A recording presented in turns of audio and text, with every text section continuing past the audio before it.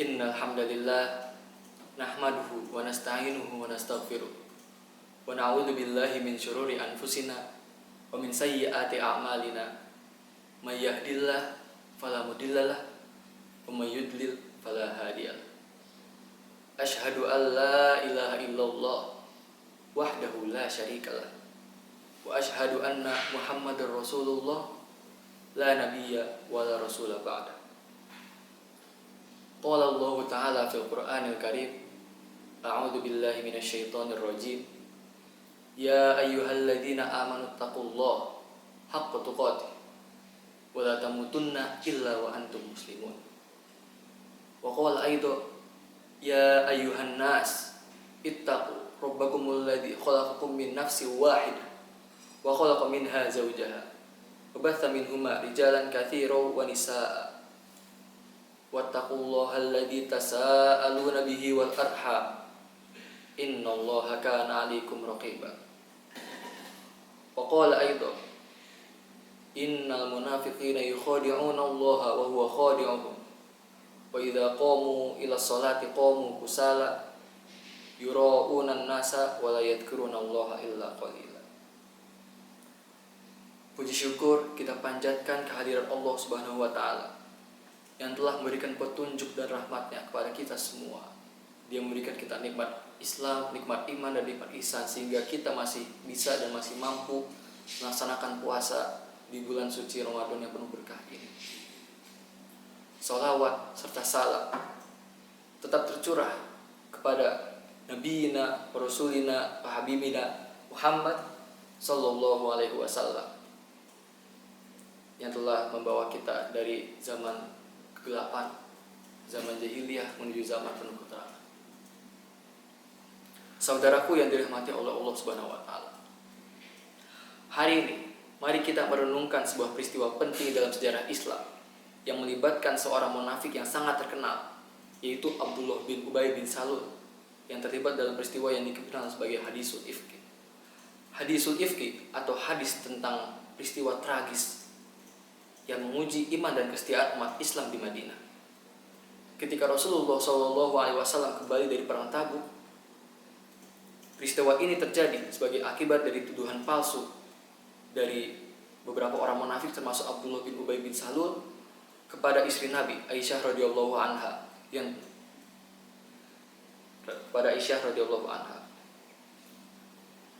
Siti Aisyah radhiyallahu anha dituduh oleh para orang munafik itu telah melakukan hal-hal yang tidak senonoh bersama sahabat Nabi, yaitu yang bernama Sofwan bin Mu'attal.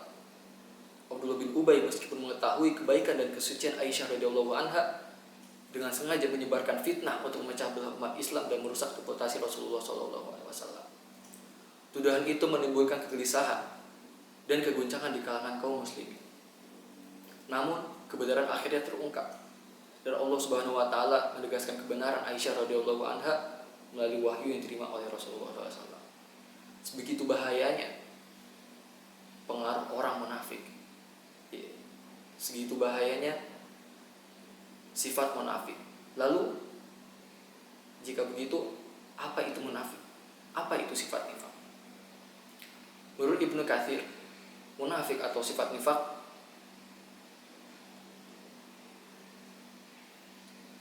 Menurut Ibnu Katsir, munafik atau yang disebut dengan sifat nifak adalah sifat yang menampakkan kebaikan serta menyembunyikan keburukan.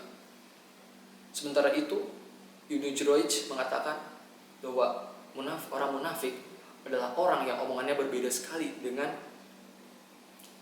tindak tanduknya. Batinnya juga sangat berbeda dengan lahiriahnya. Apa yang ada di dalamnya, apa yang diyakininya berbeda dengan apa yang terlihat dari luar. Dalam konteks keagamaan, munafik seringkali merujuk pada seseorang yang menunjukkan keberagamaan secara terbuka, tetapi berperilaku tidak sesuai dengan ajaran agamanya. Dia sholat hanya untuk dipuji, dia sholat hanya di hadapan manusia, tetapi di belakang dia tidak menjalankan syariat-syariat Islam dengan patuh seperti yang dia tunjukkan kepada manusia. Ada 3 tanda yang diberikan oleh Rasulullah SAW kepada orang munafik ini. Terhadap dalam hadis, ayatul munafiqi thalathatu, idza haddatsa kadzdzaba wa idza wa'ada akhlafa, wa idza tumina khana. Tanda-tanda orang munafik ada 3. Yang pertama, jika dia berkata, dia akan berdusta. Dia akan berdusta kepada orang-orang sekitarnya.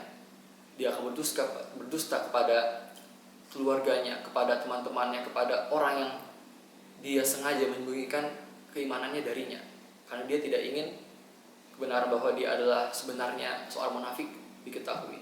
Lalu yang kedua, jika wa idza wa'ada akhlafa, dan jika dia membuat janji, dia mengingkar, dia membuat janji hanya omong manis. Lalu selanjutnya ada wa idza tumina khana, dan jika dia diberi kepercayaan, dia akan berkhianat. Orang yang munafik, jika seseorang mempunyai 3 sifat munafik tersebut, maka dia adalah seorang munafik sejati. Tetapi jika di dalam seseorang ada satu sifat saja, satu sifat munafik di dalam orang tersebut, maka orang tersebut mempunyai ciri-ciri munafik sampai dia pergi dari ciri-ciri munafik tersebut.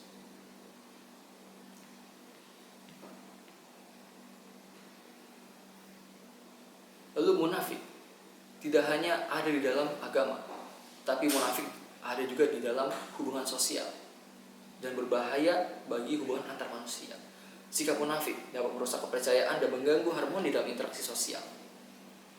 Orang yang terbukti munafik cenderung kehilangan kepercayaan dari orang lain, baik itu dalam lingkup pribadi, profesional, ataupun sosial, sehingga menyebabkan retaknya hubungan dan interaksi sosial. Karena orang mungkin merasa dihianati atau dimanipulasi. Tidak ada orang yang ingin dihianati ataupun dimanipulasi. Munafik mencerminkan dualitas dan ketidakkonsistenan dalam karakter seseorang yang bisa memiliki dampak negatif dalam berbagai aspek kehidupan. Maka dari itu, mari kita ambil pelajaran dari peristiwa hadis Ifki yang tadi. Jadilah orang yang jujur dan setia dalam iman. Jangan biarkan kepentingan duniawi atau nafsu mengalahkan kebenaran dan keadilan. Jauhilah sifat munafik yang dapat merusak hubungan kita dengan Allah Subhanahu wa taala dan dengan sesama manusia, khususnya dengan sesama muslim. Bersikaplah sebagai muslim yang benar-benar tulus dan ikhlas dalam beribadah, serta berpegang teguh pada nilai-nilai Islam yang mulia. Semoga kita senantiasa dijauhkan dari sifat munafik dan mendapatkan hidayah serta perlindungan dari Allah Subhanahu wa taala. Wabillahi taufiq wal hidayah. Akhirul kalam. Wassalamualaikum warahmatullahi wabarakatuh.